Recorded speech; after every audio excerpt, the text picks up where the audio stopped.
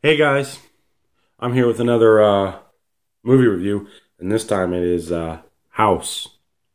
Now, this movie is just, let me get this out of the way. It's fucking insane. It's off the wall, crazy. It's just craziest thing I've ever seen.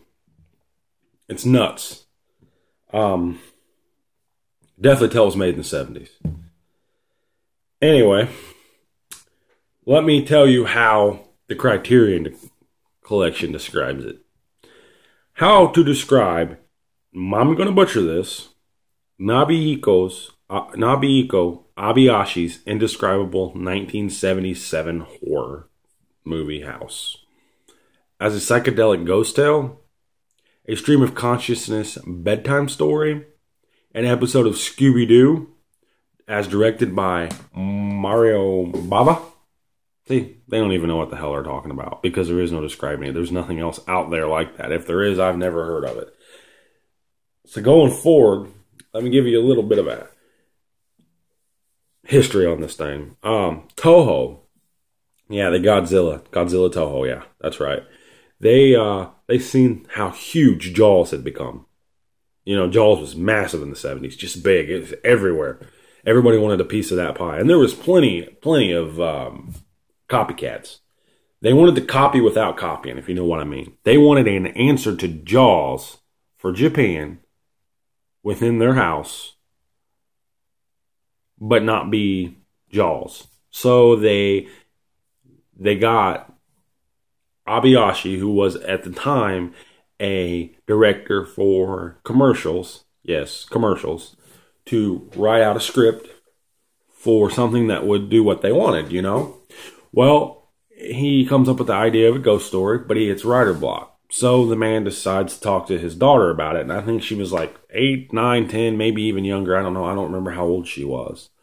And he says, you know, what do you find scary? And then he starts listening to what she has to say. He starts writing up a draft of the movie. He gives the rough draft to the studio, and at that point, it got a green light. But nobody wanted to touch this script back at Toho. Nobody, none of the directors there wanted it. They wanted nothing to do with it.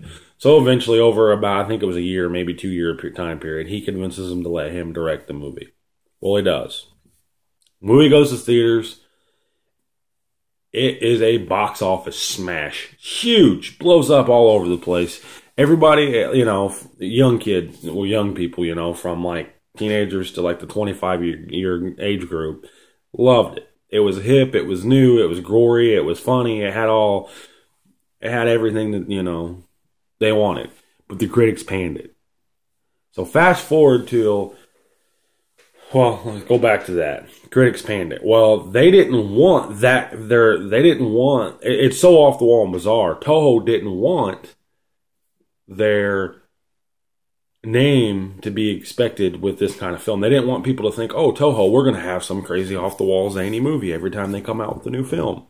They didn't want to be expected to make the same kind of film, so they pulled it. They didn't want nothing to do with it. And it's a shame because it's pure gold. But anyway, fast forward until the 2000s. I believe in 2010, 2005, somewhere 2005, 2010, somewhere in there, it starts showing up in U.S. theaters and it starts being shown again, and it gets pretty good critic reviews. It becomes huge, and then in 2010 or 2009, I can't remember, Criterion picked it up and released it on DVD, and it's got a huge cult following. It's almost like the Rocky of Japan, you know? You gotta get the movie to like the movie. Because a lot of people hate the Rocky Horror Picture Show. I said Rocky, but I meant the Rocky Horror Picture Show. You know, a lot of people hate that movie, but if you don't understand that movie, I understand why you would hate it. It's fucking strange. I love it, but that's besides the point. So back to the movie. With the little history lesson over. The movie's about 7 girls who, through a set of circumstances, end up, I don't want to give away anything because it'll just screw the movie all up for you, because there's some surprise little twists in there that you need to see. Through a set of but you'll probably see every one of them coming because it's very cliche.